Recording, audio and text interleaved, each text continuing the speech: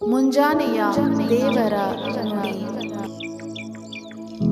ಧರ್ಮೋಪದೇಶ ಕಾಂಡ 33ನೇ ಅಧ್ಯಾಯ 27ನೇ ವಚನ. ಆದಿಯಿಂದಲೂ ದೇವರೇ ನಿಮಗೆ ನಿವಾಸ ಸ್ಥಾನವಾಗಿದ್ದಾನಲ್ಲ, ಸದಾ ದೇವರ ಹಸ್ತವೇ ನಿಮಗೆ ಆಧಾರ ಎಂಬುದಾಗಿ ಬರೆಯಲ್ಪಟ್ಟಿದೆ.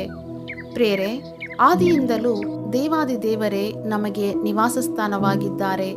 ಆದಿಯು ಅಂತವು, ವರ್ತಮಾನ ಭೂತ ಭವಿಷ್ಯತ್ ಕಾಲಗಳಲ್ಲಿರುವವನು, ಸರ್ವಶಕ್ತನೂ ಆಗಿದ್ದಾರೆ.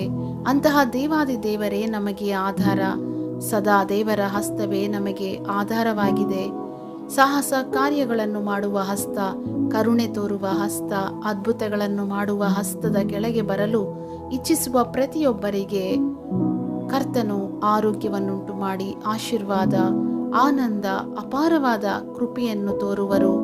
ಇಂತಹ ಆಶೀರ್ವಾದಗಳುಳ್ಳ ಕರ್ತನ ಹಸ್ತವನ್ನು ಆಧಾರ ಮಾಡಿಕೊಂಡು ಜೀವಿಸಲು ಕಲ್ವಾರಿ ಶಿಲುಬೆಯಲ್ಲಿ ಕರ್ತನ ಕೈಗಳಲ್ಲಿ ಗಾಯಗಳೊಂದಿದ ಕರಗಳಿಗೆ ಸಮರ್ಪಿಸಿಕೊಳ್ಳುವವರೆಲ್ಲರಿಗೂ ಸದಾಕಾಲವೂ ಕರ್ತನು ತಾನೇ ಕರಗಳನ್ನು ಹಿಡಿದು ನಡೆಸಲಿ.